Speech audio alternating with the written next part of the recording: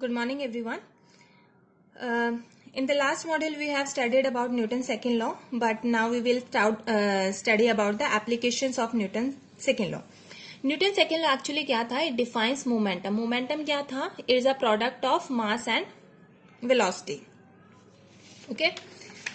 What was linear momentum? Linear momentum was P is equal to mv. Okay means जो जितना according to Newton second law हम जितना ज्यादा force apply करेंगे linear momentum में उतना ज्यादा चेंज होगा और जितनी कम फोर्स अप्लाई करेंगे इसमें उतना ही कम चेंज होगा. अब इसकी जो एप्लीकेशंस हैं वो कहाँ पर है? देखिए, जो आपके पास सबसे पहले जो हम एग्जाम्पल लेते हैं एक क्रिकेट प्लेयर का लेते हैं.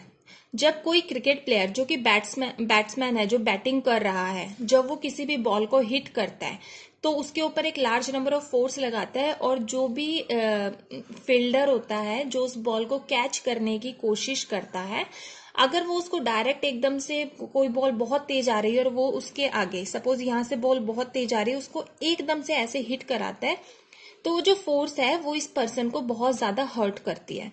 ठीक है, तो आप लोगों ने देखा होगा जब कोई भी आपका फील्डर है जब वो बॉल को कैच करता है तो जैसे उसने यहां से कैच करना शुरू किया वो धीरे धीरे अपने हाथों को नीचे लेकर जाता है.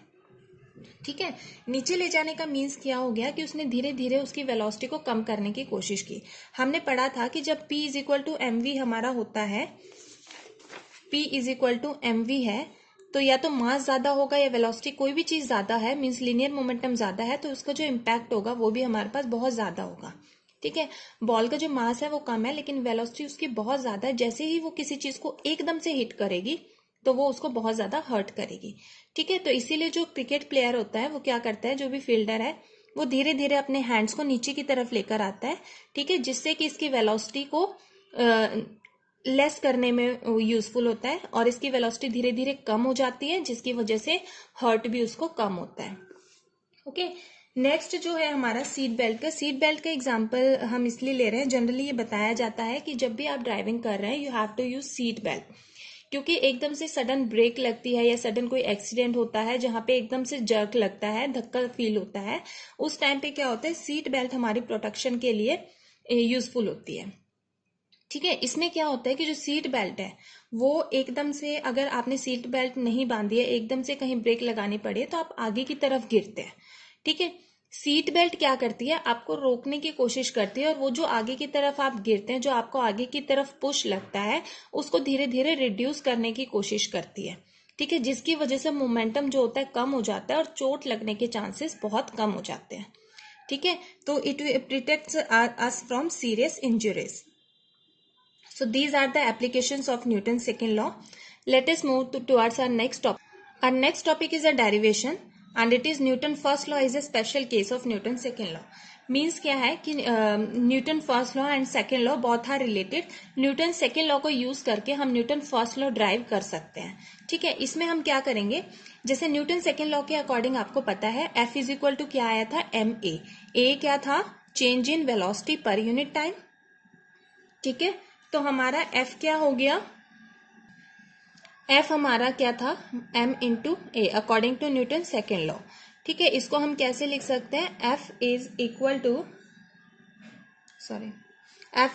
टू m, ए की जगह हम लिख सकते हैं v minus u upon t. Okay, अब इसको हम क्रॉस मल्टीप्लाई अगर करते हैं तो F into t is equal to m v minus u. Okay, now we can solve it like F into T is equal to, we can write it as, open the bracket, mv minus mu. Okay, this is our equation 1. Now according to Newton's second law, अगर हम ये कहते हैं कि जितनी force apply हो रही है rate of change of linear momentum भी इतना ही हो रहा है. अगर हम कोई फोर्स अप्लाई नहीं करेंगे मीन्स अगर हमारे पास F इज इक्वल टू क्या होगा, जीरो होगा, कोई भी फोर्स हमने अप्लाई नहीं की तो क्या होगा, इसमें कोई चेंज नहीं होना चाहिए. ठीक है, फोर्स अप्लाई नहीं की है तो जो हमारा लीनियर मोमेंटम है उसमें कोई चेंज नहीं होना चाहिए. लीनियर मोमेंटम में चेंज ना होने का मीन्स क्या है कि इनिशियल वेलोसिटी और फाइनल वेलोसिटी दोनों इक्वल होनी चाहिए. क्या ये हो पाती है, ये हम मैथमेटिकल देखते हैं. मैथमेटिकल हमारे पास ये है. ठीक है, अगर F is equal to zero है तो mv minus mu is equal to क्या हो जाएगा, 0। तो इसको हम लिख सकते हैं 0 is equal to mv minus mu। Okay, अब mathematically you all know very well that if a terms is equal to 0, this is in minus, we can write it as mv यहाँ पर पॉजिटिव है, mu यहाँ पर negative है, equal to के दूसरी side जाकर ये पॉजिटिव हो जाएगा। मीन्स हमारे पास क्या आ गया, mv is equal to mu, m to m cancel, तो हमारे पास आ गया v is equal to u। Means this is final velocity which is equal to initial velocity. ठीक है, तो वही चीज आ गई। हमने क्या बोला कि अगर फोर्स हमारे जो 0 है, कोई फोर्स नहीं लग रही है, तो हमारे लीनियर मोमेंटम में कोई चेंज नहीं होगा। लीनियर मोमेंटम में जो चेंज है, ये चेंज ही तो था, लीनियर मोमेंटम में जो चेंज है वो क्या हो जाएगा, 0। Means this is equal to 0, this is equal to 0 means initial velocity is equal to final velocity. Means अगर बॉडी हमारी जो मूव कर रही है, कंटिन्यूसली मूव करती रहेगी, रेस्ट में है तो रेस्ट में रहेगी, और जितने भी वेलोसिटी से वो मूव कर रही है वो यूनिफॉर्मली मूव करती रहेगी। उसकी जो यूनिफॉर्मिटी है वो कब चेंज होगी, जब बाहर से फोर्स लगेगी। लेकिन हमारी जो बाहर से फोर्स लग रही है वो 0 है, तो इसकी यूनिफॉर्मिटी चेंज नहीं होगी, वो यूनिफॉर्म मोशन से मूव करती रहेगी। ठीक है, this is all about Newton second law. Now let us come towards Newton third law of motion. Newton third law of motion, this is the simplest law. Newton third law states that to each and every action there is always an equal and opposite reaction, कि कोई भी action होता है इस universe में तो उसका equal और अपोजिट रिएक्शन जरूर होता है। ठीक है, फॉर एग्जाम्पल, हमारे पास एग्जाम्पल बहुत सारे हैं। न्यूटन सबसे पहले डेफिनेशन पढ़ते हैं। Newton third law of motion states that to each and every action there is always an equal and opposite reaction. Note में मैंने आप लोगों को दिया है, although action and reaction always exist in pair, they act on different bodies. ये जब हम एग्जाम्पल कंसिडर करेंगे उस टाइम पर समझेंगे कि जो एक्शन और रिएक्शन होते हैं वो अपोजिट बेशक पेयर में एक्ट करते हैं लेकिन डिफरेंट बॉडीज पे करते हैं। इसका एक बहुत इंपॉर्टेंट क्वेश्चन भी आता है, वो क्वेश्चन हम बाद में डिस्कस करेंगे। सबसे पहले इसको समझने की कोशिश करते हैं कि एक्शन क्या है, रिएक्शन क्या है, और वो एक दूसरे को कैसे इफेक्ट करते हैं। सबसे पहले हम फर्स्ट एग्जांपल कंसिडर करते हैं। Action and reaction are involved in walking. Walking में जब हम चलते हैं ना, ग्राउंड पे वॉक करते हैं, तो उसमें एक्शन और रिएक्शन दो कंसेप्ट होते हैं, वो एक दूसरे से कैसे रिलेटेड है। Let us understand this first. ये देखिए, ये एक आपको फीट दिखाया गया है और ये आपको ग्राउंड दिखाया गया है। जैसे ही हम अपना पैर ग्राउंड के ऊपर रखते हैं तो आपको पता है कि फ्रिक्शन की वजह से इरेगुलरिटीज जो होती हैं वो कांटेक्ट में आ जाती हैं और हम वहां पे स्टेबल हो पाते हैं। फ्रिक्शन की वजह से, क्योंकि वो इरेगुलरिटीज बहुत स्ट्रांग होती हैं, तभी हम चल पाते हैं।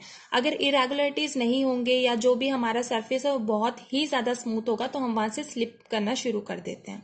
ठीक है, अब एक चीज देखिए, जब हम आगे की तरफ मूव कर रहे हैं, तो जो हमारे आगे वाला जो फिंगर्स होते हैं वो क्या करते हैं, ग्राउंड को पीछे की तरफ धकेलती हैं। आप कभी भी चलें तो ध्यान करना, जैसे ही आप अपना पैर उठाते हैं तो उस टाइम पे क्या होता है, ये पैर उठाकर हम आगे की तरफ कम रख पा रहे हैं, हम इस डायरेक्शन में मूव कर रहे हैं, लेकिन ग्राउंड जो है, according to it, ground is moving in backward direction. ठीक है, तो इसमें दोनों चीजें एक्ट करती हैं। एक को हम एक्शन कंसीडर करते हैं तो दूसरे को रिएक्शन कंसीडर करते हैं। विदाउट ग्राउंड की हेल्प के हम मूव नहीं कर सकते। ठीक है, so our feet is case of action. ये क्या कर रहा है, ग्राउंड को पीछे की तरफ धकेल रहा है। ठीक है, so this is the action of foot on ground. इसकी वजह से रिएक्शन क्या हो रहा है, जो ग्राउंड है वो हमें आगे की तरफ मूव करने दे रहा है, तो दिस इज द रिएक्शन। तो लेकिन कंसीडर क्या हुआ कि पेयर्स में हो रहा है, जहां पर भी एक्शन होगा वहां पे रिएक्शन जरूर होगा, लेकिन एक्शन किस पे लग रहा है, फीट पे, तो रिएक्शन किस पे लग रहा है, ग्राउंड पे।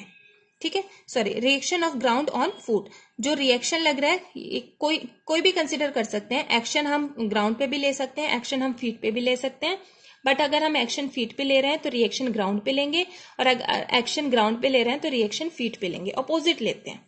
ठीक है, तो ये क्या होते हैं, डिफरेंट बॉडीज पे एक्ट कर रहे हैं, लेकिन करेंगे पेयर्स में। जिस टाइम पे एक्शन होगा उस टाइम पे रिएक्शन भी होगा, लेकिन वो किसी दूसरे बॉडी की तरफ से होगा। इसको समझने के लिए हम और एग्जांपल्स कंसिडर करते हैं। दूसरा एग्जाम्पल ये देखिए, जैसे ये आपकी गन है, गन से जैसे ही आप लोग बुलेट को फायर करते हैं तो बुलेट क्या हुई, आगे की तरफ गई। ठीक है, उसी टाइम पे हैंड पे एक पीछे की तरफ भी जर्क लगता है। मीन्स जैसे ही बुलेट आगे की तरफ गई, जो शोल्डर होते हैं वो पीछे की तरफ जर्क फील करते हैं। ठीक है, तो एक फोर्स इधर की तरफ लगी, एक फोर्स इस साइड लगी। अगर आप इसको एक्शन कंसिडर कर रहे हैं तो उसके साथ ही क्या हुआ, रिएक्शन भी हुआ। ठीक है, to each and every action there is always an equal, जितने फोर्स से वो जाएगी उतना ही फोर्स आपको अपने शोल्डर पे पीछे की तरफ फील होगा। ठीक है, लेकिन क्योंकि आपका मास ज्यादा होता है तो वो आपको ज्यादा हिला नहीं पाता। ओके, लेकिन फोर्स जो होती है उसकी जो बुलेट होती है उसका मास बहुत ही ज्यादा कम होता है, तो वो आगे ग्रेट वेलोसिटी से मूव करती है। ओके, बिकॉज कुछ स्टूडेंट्स पूछेंगे अगर इक्वल एंड अपोजिट रिएक्शन है तो ये बहुत ज्यादा वेलोसिटी से जा रही है, तो हम इतनी वेलोसिटी से क्यों नहीं जाते? क्योंकि जब भी फोर्स लगती है तो चेंज किस में होता है, लीनियर मोमेंटम में होता है। लेकिन अगर मास आपका बहुत कम है तो वहां पे क्या हो रहा है, वेलोसिटी बहुत ज्यादा जा रही है। यहाँ पर भी क्या होगा, mv होगा, यहाँ पे भी क्या होगा, mv होगा। तो यहाँ पे ये जो वेलोसिटी है वो बहुत ज्यादा होगी क्योंकि मास बहुत कम है। ठीक है, तो ये इसके इक्वल कब होगा, जब वेलोसिटी कम है क्योंकि मास बहुत ज्यादा है। ठीक है, इसीलिए हम ज्यादा जर्क फील नहीं करते हैं। A little bit of jerk we are feeling at that time. तो to each and every action there is always an equal and opposite reaction. इसका एक एग्जाम्पल आप यहां से कंसिडर कर सकते हैं। देखिए, जब भी कोई रॉकेट लॉन्च होता है, ठीक है, तो इसमें फ्यूल हम फिल करते हैं। जैसे ही फ्यूल की बर्निंग शुरू होती है, it provides energy to the rocket. तो जो रॉकेट है वो आगे फॉरवर्ड डायरेक्शन में मूव करना शुरू करता है। लेकिन ये तो हमारा एक्शन हो गया, तो रिएक्शन कहाँ हो रहा है, वो जो फ्यूल है उसकी वजह से जो भी फायर निकल रही है, जो भी गैसेस निकल रही हैं, वो इक्वल अमाउंट में फोर्स अप्लाई करते हैं डाउनवर्ड डायरेक्शन में। ठीक है, और ये किस में मूव करती है, इसकी ज्यादा मूवमेंट में हेल्प करती है। तो अगर अपवर्ड डायरेक्शन में इसका एक्शन है तो डाउनवर्ड डायरेक्शन में हम इसका रिएक्शन कंसिडर करेंगे, या डाउनवर्ड डायरेक्शन में हम अगर इसका एक्शन कंसिडर कर रहे हैं तो क्योंकि ये जो जैसे ही फ्यूल बर्न होना शुरू होता है और गैसेस निकलने शुरू होती हैं, तो उसी के अकॉर्डिंग क्या होता है, हमारा रॉकेट अपवर्ड डायरेक्शन में मूव करना शुरू करता है। तो सबसे पहले ये एक्शन हुआ, उसके बाद ये रिएक्शन हुआ। Let us consider other examples of it. ये देखिए, सबसे पहला जो एग्जांपल हमने कंसिडर किया था इसका, वो हमारा था action and reaction are involve in walking. Action and reaction are involve in walking, जो हम एक्सप्लेन कर चुके हैं। नेक्स्ट, रिकॉइलिंग ऑफ गन, कि बुलेट जिस डायरेक्शन में जा रही है, गन उसके अपोजिट डायरेक्शन में आ रही है, this is what recoiling of gun.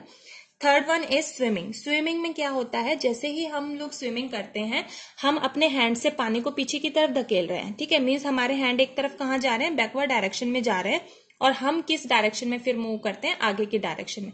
अगर आप फर्श के अपना जो फ्लोर है उसके ऊपर भी लेट के देखते हैं तो आप हैंड से फोर्स लगाते हैं पीछे की तरफ, तभी आप आगे की तरफ मूव कर पाते हैं।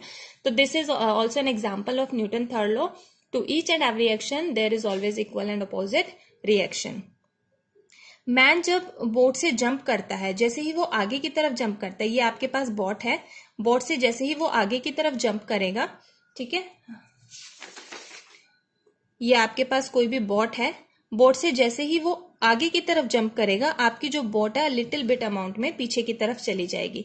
तो जितनी फोर्स उसने आगे की तरफ जंप करने में लगाई होगी, उतनी ही फोर्स से बोट जो है वो आपकी पीछे की तरफ चली जाएगी।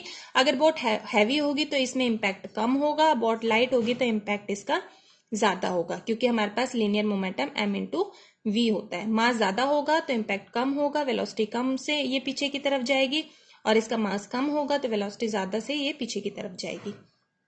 ठीक है, next is R motion of a rocket. तो मोशन ऑफ अ रॉकेट हम डिस्कस कर चुके हैं कि जो एक्शन ऑफ गैसेस हैं वो क्या करती हैं, रिएक्शन प्रोवाइड करती है रॉकेट को, जिसकी वजह से वो फॉरवर्ड डायरेक्शन में मूव करता है। So this is all about here. Next topic we will discuss in our next module. Thank you.